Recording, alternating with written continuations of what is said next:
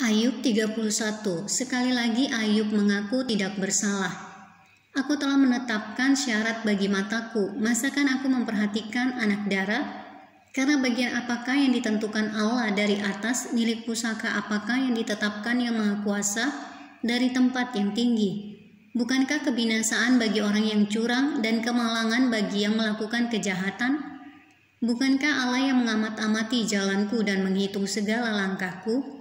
Jikalau aku bergaul dengan dusta atau kakiku cepat melangkah ke tipu daya, biarlah aku ditimbang di atas neraca yang teliti.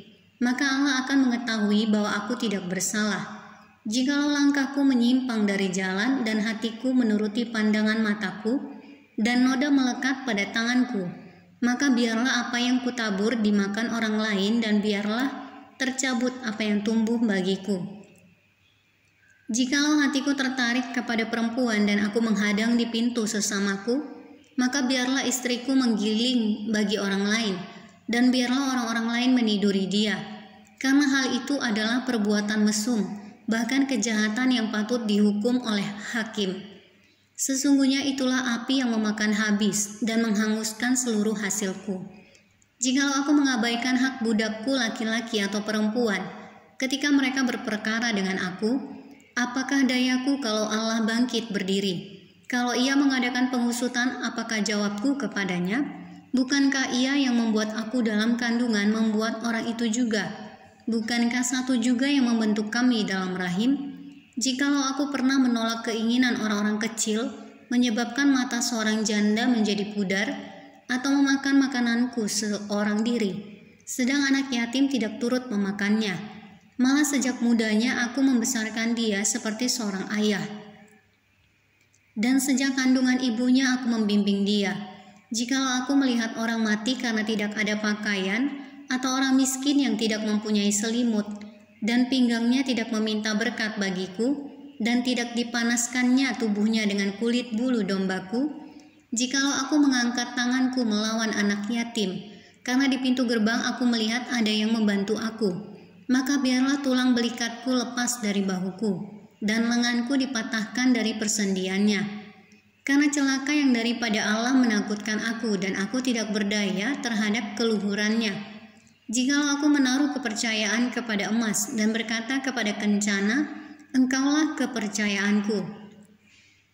Jikalau aku bersuka cita karena kekayaanku besar, dan karena tanganku memperoleh harta benda yang berlimpah-limpah, jikalau aku pernah memandang matahari ketika ia bersinar, dan bulan yang beredar dengan indahnya, sehingga diam-diam hatiku terpikat dan menyampaikan kecupan tangan kepadanya, maka hal itu juga menjadi kejahatan yang patut dihukum oleh hakim, karena Allah yang di atas telah kuingkari.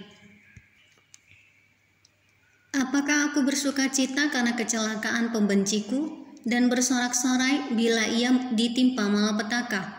Aku takkan membiarkan mulutku berbuat dosa, menuntut nyawanya dengan mengucapkan sumpah serapah. Jikalau orang-orang di kemahku mengatakan, siapa yang tidak kenyang dengan lauknya, malah orang asing pun tidak pernah bermalam di luar. Pintuku kubuka bagi musafir, jikalau aku menutupi pelanggaranku seperti manusia, dengan menyembunyikan kesalahanku dalam hatiku.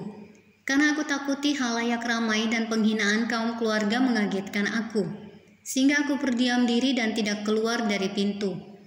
Sekiranya ada yang mendengarkan aku, inilah tanda tanganku. Hendaklah Yang Maha Kuasa menjawab aku. Sekiranya ada surat tuduhan yang ditulis lawanku, sungguh surat itu akan kupikul dan akan kupakai bagaikan mahkota. Setiap langkahku akan kuberitahukan kepadanya, selaku pemuka aku akan menghadap dia. Jikalau ladangku berteriak karena aku dan alur bajaknya menangis bersama-sama, jikalau aku memakan habis hasilnya dengan tidak membayar, dan menyusahkan pemilik-pemiliknya, maka biarlah bukan gandum yang tumbuh tetapi onak, dan bukan jelai tetapi lalang. Sekianlah kata-kata Ayub.